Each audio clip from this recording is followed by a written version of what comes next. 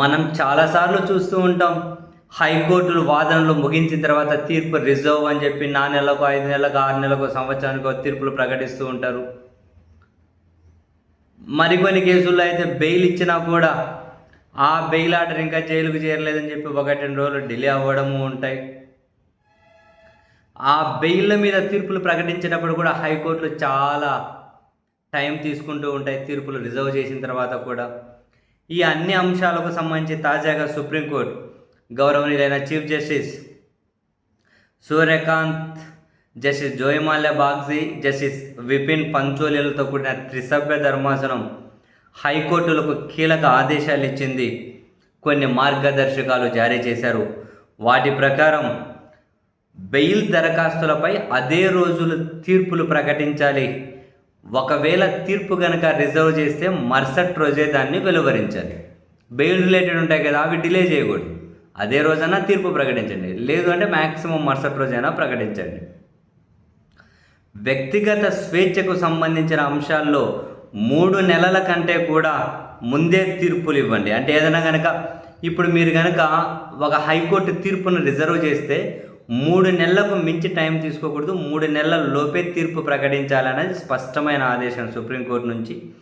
And వ్యక్తిగత స్వేచ్ఛకు సంబంధించిన అంశం అయితే 3 నెలలు కూడా తీసుకోకండి, ఇంకా ముందే తీర్పులు ఇవ్వండి అని. బెయిల్పై తీర్పు వెలువడిన రోజే జైలు అధికారులకు వెంటనే ఆర్డర్లు పంపించాలి.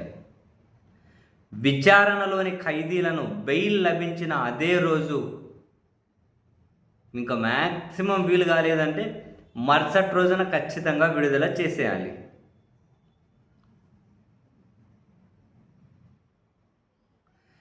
తీర్పులో అమలు చేయాల్సిన భాగాన్ని మాత్రమే ఓపెన్ కోర్టులో వెల్లడించాలి. ఇక తీర్పునకు గల కారణాలతో సహా పూర్తి కాపీని 7 రోజుల్లోపు వెబ్సైట్లో అప్లోడ్ చేయాలి.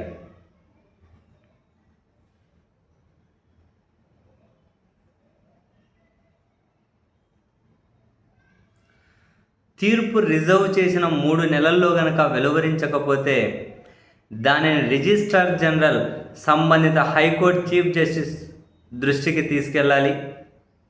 చీఫ్ జస్టిస్ మరో 2 వారాల సమయం ఇవ్వచ్చు. అప్పటికీ తీర్పు రాకపోతే ఇక ఆ కేసును వేరే బెంచ్కు బదిలీ చేసేయాలట. అంటే మళ్ళీ మొదటి నుంచి మొదలెట్టాలా?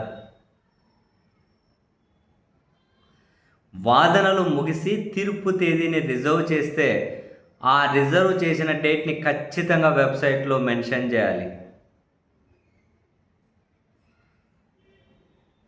సో మొత్తం మీద అయితే కొన్ని కీలకమైనటువంటి మార్గదర్శకాలు హైకోర్టులకు సుప్రీంకోర్టు విడుదల చేసింది.